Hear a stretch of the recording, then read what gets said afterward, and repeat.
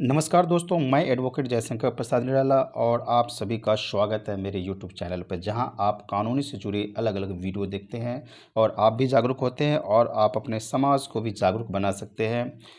बिहार में जमीन और राजस्व से जुड़े कानून जितने महत्वपूर्ण हैं उतने ही व्यवहारिक भी है। सीलिंग एक्ट की हमारी सीरीज के बाद आज से हम बिहार के एक और बेहद महत्वपूर्ण और कोर्ट कचहरी में सबसे ज़्यादा इस्तेमाल होने वाला कानून पर एक नई सीरीज शुरू कर रहा हूँ और जिसका नाम है वो आपका एक्ट का वो है बिहार लोक भूमि अतिक्रमण अधिनियम 1956 यानी Bihar public land encroachment act 1956। उम्मीद करता हूँ कि इसमें सीरीज में जो भी वीडियो होगा वो आपके लिए बहुत ही महत्वपूर्ण और शिक्षाप्रद होगा, क्योंकि जनरली देखा जाता है कि जब कभी भी अतिक्रमण की बात आती है तो लोग के मन में बहुत सारे सवाल आते हैं। मैंने एक वीडियो डाला था कि जब कभी भी आप चौक चौराहे पर बैठते हैं तो कुछ न कुछ आपको सिखाने वाले तो ज़रूर मिल जाते हैं या बताने वाले कि कानून ऐसा होता है, कानून ऐसा होता है, जबकि वो कानून कभी पढ़ा ही ना हो। तो सुनी सुनाई बातों को सुनाने लगता और कहीं न कहीं आप जो है एक संकट में पड़ जाते हैं या तो आप दिशा विहीन हो जाते हैं, आप कहीं और भटक जाते हैं। यदि किसी वकील से आपको सलाह लेनी चाहिए तो किसी ऐसे आदमी से सलाह लेते हैं जो थोड़ा कहीं सुना हुआ हो। तो यह सीरीज का भाग पार्ट 1 है और आज के वीडियो में हम बिल्कुल बुनियादी और सबसे ज़रूरी बातें समझेंगे कि आखिर लोक भूमि यानी पब्लिक लैंड किसे कहते हैं और जब किसी सार्वजनिक जमीन या रास्ते पर अवैध कब्जा हो तो कानूनी कार्रवाई की शुरुआत कैसे होती है। दोस्तों, अक्सर आपने गांव या शहरों में देखा होगा कि सार्वजनिक रास्ते में को घेर लिया जाता है। थोड़ा सा रास्ता है सार्वजनिक यानी जो सरकार ने दिया है, चाहे आपके घर के सामने फुटपाथ हो या कोई ऐसे सरकारी संस्था हो और उसकी ज़मीन आगे से पड़ी हुई है और बगल में खोले हो, तो धीरे धीरे वो अपने घर को बढ़ा लेता है या तो वह घेर कर अपना दूसरा उपयोग करने लगता है। तो इस तरह को देखने को मिलता होगा। किसी सरकारी पोखर, आहर, नाले पर निर्माण कर लिया जाता है और फिर किसी सरकारी स्कूल या तो अस्पताल या तो जिला परिषद की ज़मीन दबा ली जाती है। आम बोलचाल में हम इसे अतिक्रमण या तो अवैध कब्जा कहते हैं। यहाँ तक आपने समझ गया कि अवैध कब्जा अतिक्रमण क्या हुआ। इसी समस्या से सख्ती से निपटने और आम जनता के अधिकारों की रक्षा के लिए साल 1956 में यह विशेष कानून बनाया गया और वह कानून जो एक्ट पारित हुआ वो एक्ट का नाम बना बिहार लोक भूमि अतिक्रमण अधिनियम। यह बिहार राज्य के लिए लागू होगा। राइट। अब मैं बात कर लेता हूँ थोड़ा सा अदालती प्रैक्टिस की। अदालती प्रैक्टिस इसीलिए जो नए नए वकील बने हैं या तो एलएलबी के स्टूडेंट हैं, जो आपको ही कहीं ना कहीं कानून में हेल्प करेगा, आपके समाज को करेगा, तो उसके लिए भी बहुत फ़ायदेमंद है। या आप आम नागरिक हैं तो आपके लिए है, क्योंकि आपके ही घर के बच्चे इस तरह के वीडियो को देख करके उसे अंदर से यह शक्ति आएगा, यह प्लानिंग करेगा कि नहीं, हमें भी कानून सीखना चाहिए, पढ़ना चाहिए।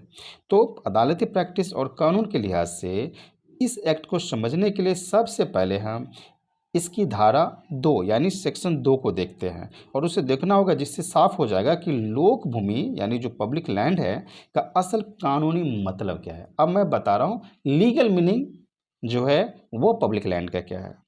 सरल शब्दों में कहे तो कोई भी ऐसी जमीन जो केंद्र सरकार, बिहार सरकार या किसी स्थानीय प्राधिकारी जैसे ग्राम पंचायत, जिला परिषद या नगर निगम या किसी सार्वजनिक संस्थान के स्वामित्व में हो, वह लोक भूमि है। लोक से ही है कि पब्लिक लैंड है, क्योंकि वह किसी खास आदमी की नहीं है, किसी एक पर्टिकुलर व्यक्ति का नहीं है। इसमें आम जनता के इस्तेमाल में आने वाले रास्ते, गोचर भूमि जैसे पशुओं को चरने की जमीन, शमशान या तो कब्रिस्तान, पोखर और हर तरह की जल स्रोत शामिल है। यानी जिस जमीन पर किसी अकेले व्यक्ति का मालिकाना हक नहीं है बल्कि सरकार या पूरे समाज का हक है, वह लोक भूमि है। तो लोक भूमि आपने समझ गया कि चाहे वह सरकार के द्वारा कंट्रोल किया हुआ है, सरकार के हो या तो आम पब्लिक का हो, तो हम उसे बोलेंगे लोक भूमि बोलेंगे, जिस पर किसी एक खास व्यक्ति का नहीं हो मालिकाना हक। अब आते हैं सबसे बड़े और व्यवहारिक सवाल पर। अगर किसी लोक भूमि पर अतिक्रमण हो जाए तो कानूनी प्रक्रिया शुरू कैसे होती है? आपके मन में भी यही सवाल आता होगा कि सर आपने अतिक्रमण तो बता दें कि अतिक्रमित भूमि कौन सा हुआ, अब पब्लिक लैंड कौन हुआ, कब उसे कोई लेगा तो हम बोलेंगे अतिक्रमित है, अतिक्रमण हुआ है किसी के द्वारा। अब बात आ जाती है कि कानूनी प्रक्रिया क्या है। तो वीडियो को पूरा देखिए, बिल्कुल समझ में आएगी। और एक सीरीज में पूरे समझ में नहीं आएगी, आपको जितनी सीरीज मिलेगी, जो भी इस सीरीज की जो भी और भी वीडियो आगे है 2, 3, 4, 5 है, तो उसे भी समझेंगे तो और बेहतर जानकारी मिलेगी। तो बने रहिए, आगे का भी वीडियो जब अपलोड होगा तो उसे भी देखिएगा। इस कानून की धारा सेक्शन 3 की बात करता हूँ, तो इसकी पूरी प्रक्रिया ही इस अधिनियम का एक रीढ़ की हड्डी की तरह है। जब भी अंचल अधिकारी यानी सीओ साहब या राजस्व अधिकारी कोई जानकारी मिलती है, चाहे वह किसी जागरूक नागरिक के आवेदन पर, पब्लिक कंप्लेंट पर हो, या किसी राजस्व कर्मचारी की रिपोर्ट पर हो, या खुद अधिकारी के संज्ञान में आए किसी लोक भूमि का अवैध अतिक्रमण किया गया है, तो प्रशासन सीधे बुलडोजर लेकर नहीं पहुंच जाता। हमारा कानून सबसे पहले प्राकृतिक न्याय का मौका देता है। जी हाँ दोस्तों, जब कभी भी आपके गांव मोहल्ले में कोई अतिक्रमित भूमि है, यानी पब्लिक लैंड था, लोक भूमि था, और किसी ने, एक आदमी ने दखल करना शुरू कर दिया, तो आप लोग के जो बाद बाकी जो समाज में लोग हैं एक दूसरे के कान में बोलना शुरू कर देते हैं कि देखो यह आदमी ने क्या किया। तो लोक भूमि को जो सरकारी ज़मीन है, जो सबके लिए ज़रूरी की ज़मीन है, जो जिस पर सब लाभ उठाते हैं, उस ज़मीन को उन्होंने धीरे धीरे अपने कब्जे में कर रहा है। तो मन में तो आपके होता है, लेकिन आप समझ नहीं पाते हैं। तो कभी कभी क्या करते हैं, गाँव के कुछ लोग मिलकर पब्लिक क्या करते हैं, तो कंप्लेन कर देते हैं कि ये पर्टिकुलर आदमी, ये खास आदमी ने क्या किया, तो इस ज़मीन को अपने अंदर कर रहा है। कभी कभी ऐसा होता है कि सरकार को ज़रूरत पड़ती है, तब भी वो जाता है उस जगह पर, तब भी उसे पता चल जाता है कि ये ज़मीन किसी के द्वारा अतिक्रमित कर लिया गया है। कभी खुद संज्ञान में जाता है, जैसा मैंने आपको बताया। स्क्रीन पर टेक्स्ट इसीलिए देता हूँ ताकि आप उसे बारीकी से समझ सकें। अब आइए आगे कंटिन्यू करते हैं, क्योंकि मेरा सवाल है कि हमारा कानून जो है सबसे पहले प्राकृतिक न्याय का मौका देता है। ऐसा नहीं कि उन्हें पता चला और वो तुरंत क्या किए, सरकार का जो भी डिपार्टमेंट है वो लेकर चले गया, बुलडोजर, और तोड़ ताड़ दिया या तो भगा दिया वहाँ से। धारा 3 के तहत समक्ष प्राधिकारी उस व्यक्ति को जिस पर अतिक्रमण करने का आरोप है, अतिक्रमण करने का आरोप मतलब जिस व्यक्ति ने लोक भूमि को कब्जा कर लिया है और उसका अपना व्यक्तिगत रूप से उपभोग करने लगा है, एक औपचारिक कारण बताओ नोटिस, शो कॉज जारी करते हैं। जो भी डिपार्टमेंट, जैसे पंचायती राज का है तो पंचायती बीडीओ का वो खास ज़मीन बीडीओ का ही ऑफिस है, या तो वहाँ जो अधिकारी है वह, नहीं तो लैंड रेवेन्यू वाले डिपार्टमेंट वाले, यानी जो प्राधिकारी, सक्षम प्राधिकारी जो जिनके कंट्रोल में वो वाला ज़मीन है, वो क्या करते हैं, एक शो कॉज नोटिस जारी करते हैं। किनके नाम से? जिन्होंने कब्जा किया है। इस नोटिस के जरिए उस व्यक्ति को यह सूचित किया जाता है कि आपके खिलाफ अमुक सरकारी या सार्वजनिक प्लॉट पर अतिक्रमण की शिकायत है। अब अमुक क्या हो गया, जो एरिया, जितना बड़ा जगह, जिस गांव में जिस जगह पे लिया उसके बारे में बताता है। और जैसे ही उसको नोटिस मिलता है, तो इसलिए आप एक तय समय सीमा के भीतर कोर्ट में उपस्थित होकर अपना लिखित पक्ष यानी शो कॉज दाखिल करें, और वह बताए, यह भी बताए कि उस जगह से आपका कब्जा क्यों नहीं हटाया जाए और आप पर जुर्माना क्यों न लगाया जाए। यानी शो कॉज में वो कारण बताने के लिए रहता है कि आप हमें बताइए कि आप जो है इसको अतिक्रमण कर लिए हैं, क्यों ना हटाया जाए, और आप पर जुर्माना क्यों ना लगाया जाए। ठीक है, तो वो कारण बताता है। यदि खुद वो हट गया तो कोई दिक्कत नहीं, यदि उसके बाद भी वो चाहता है कि नहीं हमारा अधिकार है, तो वो फिर हो गई आपकी दस्तावेजी कानूनी दांवपेच हो गई। तो मैंने सबसे पहले बताया कि दाखिल उनको करना पड़ता है, शो कॉज का जवाब देना पड़ता है। अब मैं आपको बताऊंगा दोस्तों कि एक अधिवक्ता के रूप में या एक जागरूक नागरिक के रूप में आपको ये जानना बेहद ज़रूरी है कि धारा 3 का यह नोटिस मिलना ही किसी को अंतिम रूप से दोषी नहीं बना देता।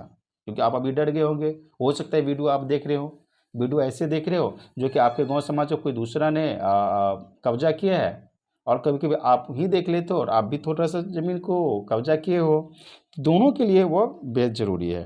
तो आपको मैं बताना चाहूँगा कि यदि आप आपने ऐसा कब्जा किया है जो सरकारी भूमि है, आपने देखा कि यहाँ कोई उपयोग नहीं कर रहा था, तो आप इसीलिए उपयोग के लिए आपने कब्जा किया, अतिक्रमित कर लिए हो आप। तो धारा 3 में यह नोटिस जैसे ही आपको मिलता है तो यह अंतिम रूप से दोषी नहीं बना देता। यह तो सिर्फ एक उस कानूनी प्रक्रिया की शुरुआत है जहां दोनों पक्षों को अपनी बात रखने का बराबर मौका मिलता है। दोनों पक्ष कौन?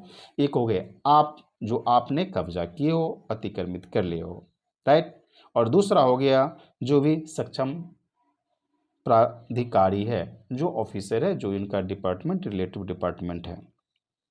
तो दोस्तों आज के पहले भाग में हमने समझा कि लोक भूमि क्या है, धारा 3 के तहत नोटिस जारी होने की प्रक्रिया क्या है, लेकिन इसके आगे की कहानी और भी दिलचस्प है। जब किसी को ये नोटिस मिल जाता है तो विरोधी पक्ष कोर्ट में आकर अपनी क्या क्या आपत्तियां, कौन कौन सा ऑब्जेक्शंस लगाता है, दर्ज करा सकता है। ये भी आपके मन में सवाल आता होगा, क्योंकि आपके गांव समाज में यदि ऐसा कोई व्यक्ति किया है तो आप सोच रहे होंगे अभी कि आखिर इतना तक तो आपने बता दिया, लेकिन कोई किया तो उनके ऊपर कौन कौन सा ऑब्जेक्शन लग सकता है। तो क्या वह यह दावा कर सकता है कि वह ज़मीन जो है सरकारी नहीं बल्कि उसकी अपनी रहती ज़मीन है? यह भी आपके मन में आता हो, क्योंकि वो बहुत सालों से क्या किया, धीरे धीरे धीरे धीरे सरकारी भूमि को घेरते जा रहा है। तो आपके मन में सवाल आता होगा कि ऐसा ना करें कि वह कहे कि हमारी रहती ज़मीन है, लेकिन क्या लगता है कि आपको उसके पास जो भी एविडेंस होगा वो डॉक्यूमेंट्री एविडेंस होगा। और अगर सुनवाई के बाद अतिक्रमण साबित हो जाता है तो ज़मीन खाली कराने और जुर्माने का क्या नियम है, यह भी आपके मन में आता होगा कि सर बताइए कि जुर्माना क्या लगेगा उस व्यक्ति को, और यदि वो खाली नहीं करता है तो खाली कैसे करवाया जाएगा, खाली करवाने का नियम क्या है। तो यह सारे सवाल का जवाब आपको मिलेगा, लेकिन उसके लिए आपको नेक्स्ट वीडियो देखना पड़ेगा कि 1 बाय 1 जो है मैं टॉपिक कंप्लीट करूँगा। इन सभी गंभीर और व्यवहारिक सवालों के जवाब यानी धारा 4, 5, 6 की पूरी अदालती प्रक्रिया को हम समझेंगे इस सीरीज़ के अगले भाग में। दोस्तों तो मैं लास्ट में यही बोलना चाहूँगा, अगर आपको यह कानूनी जानकारी उपयोगी लगी हो तो वीडियो को लाइक करें, अपने साथी अधिवक्ताओं और मित्रों के साथ शेयर करें, आम नागरिक के साथ भी शेयर करें, आपका कोई व्हाट्सएप ग्रुप है तो उसमें भी शेयर कीजिए, और चैनल को सब्सक्राइब करना न भूलें ताकि अगला भाग आपसे मिस न हो। मिलते हैं बहुत जल्द पार्ट 2 में। तब तक के लिए बहुत बहुत धन्यवाद और जय हिंद।